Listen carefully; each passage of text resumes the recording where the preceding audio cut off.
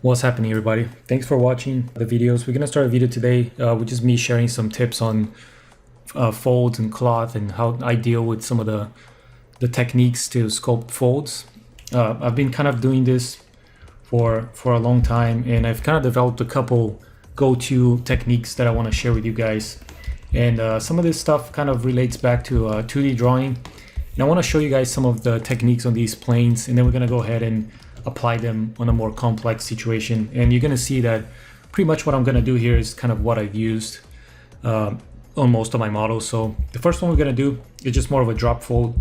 And the drop fold, like any other or most of the other folds, you know, we always have to look at or think about tension points and where things are being holded off. So here, if we do a tension point here at the top, I would imagine like how this actually falls down from this tension point. And I'm just going to use a standard brush because the standard brush also deforms, you know, the edges, and you can kind of see how it pulls to the front. So we're going to be doing like big folds, and negative here, we're going to create those almost like cone-like folds, thinking about our tension point and how things overlap. So this is like a easy way to create, you know, drop folds. And you're gonna use that for, you know, every time you have some loose fabric where the fabric is just gonna fall over and create this kind of like curtain-like shapes. So this is an easy way to create those folds, with just going up and down and pushing it in and really creating that that cone-like shape, right? And you can kind of overlap these. And you can kind of come in, you know, I'm working with a low res mesh, as you can see, but you can kind of overlap as we add more topology. You can create some interesting shapes, and you can kind of see how it starts to really come out. So depending on how much fabric there is, you know, if you think about a curtain, depending on how much fabric there is, you're gonna have more of these folds. Okay, so you can get some pretty natural stuff like this. The second one we're gonna be doing, it's more similar to this one, but imagine if you have two tension points, you know, on the sides, and this is more as we call it, kind of more like diaper folds, right? And an easy trick to do this is just to kind of overlap, and I tend to call this almost like a zigzag fold as well, because we're always gonna like overlap and zigzag one in the other. So the secret with folds, and if you guys, you know, have been kind of studying this, you notice that you always have to find ways to terminate and where it kind of flows with each other. You should never have a fold that just by itself terminates by itself. That's when you're gonna start getting into some awkward shapes that don't make a lot of sense. So if we think about this one, as it connects, you know, where it touches, we're gonna be terminating them together. So as we connect them, it starts to make more sense and everything starts to feel more natural. And again, just using the standard brush here, and you can create this like zigzag. It's very interesting. And so this is very even, as you can see. All the stuff is very even throughout, and that's something you have to be kind of careful as you sculpt it for real, as you're looking at references. It should never be this even. As the fold kind of falls down, you will notice that it will start to kind of push it against the other folds, and probably the top ones will be heavier and you know, thicker, and it will probably start to like overlap on itself, similar to what we did with kind of the curtain over there. And then as it starts going down, it will start to relax, you know, start to kind of fade away, and it'll become a lot more natural. So for just the sake of like demonstration here, I'm just gonna do it like a little more even. This is all kind of the same folds. As you know, you notice towards the end when you start doing example, when you start mixing all these folds, is that one actually turns into the other. So if we go here to the next one, what I'm going to show you guys is more of like an X fold here. If we draw kind of like a very wide X and do another one here. These folds, you start seeing when things are very tight, when the material is very tight on the surface that's underneath, and it starts to compress itself. You start getting like these kind of X folds. There you see a lot on like shirts and you know, fabric in general, but if it's like more of a tight shirt, you would see a lot of this. And of course, these here to the side will turn into like bigger folds. And now if I come back with a standard brush and just push these shapes in, you start to see a little bit more what I'm talking about. So if we call this like a more of an X type of fold, as we start combining these, this drop fold here will turn into an X, and you can kind of start mixing it in between, and you can get a lot of interesting stuff like that. So if we think about all these three shapes, and we go here on the arm, let's think about, you know, tension points here on the shoulder. As the arm kind of bends, you start getting compression. You will get compression on the arm here. And we can start mixing in all these interesting shapes. Like maybe the sleeve is actually a little bit more loose. So here at the bottom, we'll start getting more of that drop fold, more of that kind of curtain type of look. And again, it depends from like how tight it is to how loose it starts getting it. So as we start doing that, you know, here we'll probably start turning into, you know, if it gets tighter, we'll have to start, you know, finding ways to terminate it a little bit more natural. Here, you know, we'll start getting, as this material like drops down, we'll start getting these folds like compressing on each other. That material will start turning into that X shape and Y from the zigzag. This is kind of more of a Y fold. And we'll start getting shapes like that. They're a lot more interesting. And again, this is like being very generic with the folds. I'm not looking at any reference. This is kind of what is expected from the material, right?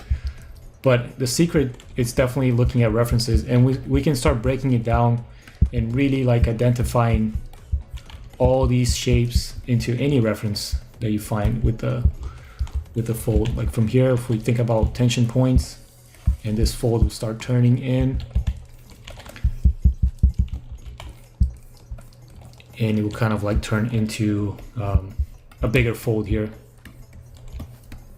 So again, really quick, just getting all these shapes down. These folds here will, you know, as it goes down, it will start to kind of overlap on itself, and you can kind of start getting more interesting shapes.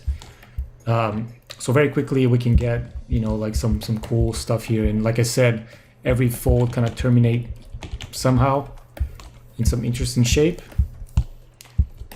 This will get to the elbow depending on what this is.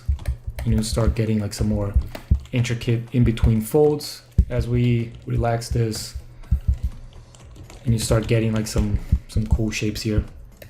And again, just applying the basic forms that we just talked about. Now, if we go and start looking at some reference, we can kind of break down how all this works. And I'm sculpting this like on the fly here, just applying all these techniques that we just talked about. From here, you can kind of like subdivide it more, start adding details, start getting all, you know, this is definitely like way too big of, you know, of folds. We need a lot more smaller, but again, we can start breaking it down into a lot more interesting shapes. So if we go here and let's start breaking down with some references, and we can come back to sculpting. So if we look at some of these references, you can start seeing, right, tension points that we talked about, and the tension points that will turn into the Y folds. Again, they will start like splitting it up again, another Y fold. This is like very much like what we did on the second example with the zigzag, that you kind of like break it up more. So if we go back and we look at the zigzag example, we were to sculpt something like that reference, it is very much what we did here, right? Like we can follow that reference and actually get the same result if you start breaking it up more. And you saw how I started, right? It was just getting the big brush strokes and then like combining them up, break them apart. One piece will then split up into another one, that then kind of, you know, find ways to like connect it. So we can get very similar, very similar shapes from just this technique.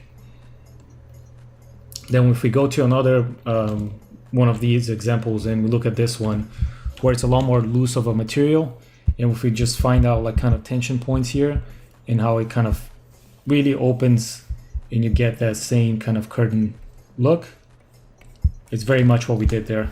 So this one, this is probably the simpler one, just get all these folds to look nice.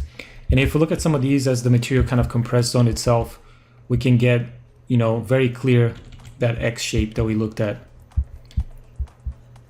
And you can kind of replicate that real easy. And you can kind of identify like all the X's here. So the more it compresses, let me just do this real quick so you guys can see, and it keeps going. But as it compresses on itself, then it becomes a little more complicated, and you just have to be a little more careful on how we do this. But the shape is still there, we just got a lot more overlapping, and it's a little, you know, from experience, a little harder to execute on something like this. But you can, you know, by copying and keeping the same, you know, theory in mind, that the shapes kind of terminate on itself. And here you can kind of see how, you know, this X here turn into the tension point and more of that curtain, the drop fold that we talked about. So here, you know, you can kind of see all the examples, this one, all the examples again, tension points like turning in, and then some of the X shapes here that kind of become a little more loose because the shirt is not as tight here. But you can kind of see how I would do this if I were to sculpt it, you know, all the same theories there. So overall, this is kind of a good technique just to keep in mind. But the main way you get good at this is just by practicing, looking at reference, trying to replicate how these things actually behave. And the more you do it, the more you're gonna need less reference. Not to say that this is you know, just the ideal, but you need to be able to at least troubleshoot it. If you don't have, you know, every angle of a reference, you need to be able to troubleshoot it from the front to the back, and being able to execute on the design in all the angles, right? And I know a lot of the questions are going to be, you know, why would you use Marvelous Designer, or even ZBrush now has a lot of the simulation. The reason, I guess the answer for that is yes, you know, you should use Marvelous, you should use ZBrush, whatever gets you there faster, but none of those softwares will get you 100% there. So this is a knowledge that you need to have.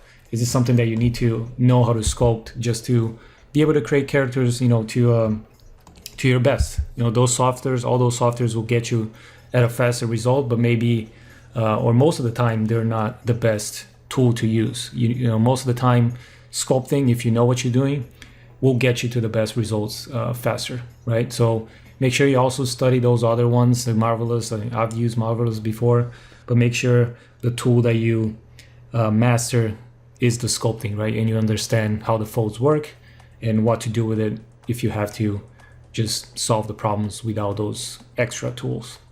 Okay, hope you guys liked it. Hope it helped some of you guys. This has been fun. If you want to see more of this, I have courses where it goes to, you know, more tips and in-depth techniques of some of my own projects. So make sure you check that out on the link, and let me know what you guys want to see next. I'll be doing more of these. I hope you guys enjoyed. I'll see you guys soon. Bye bye.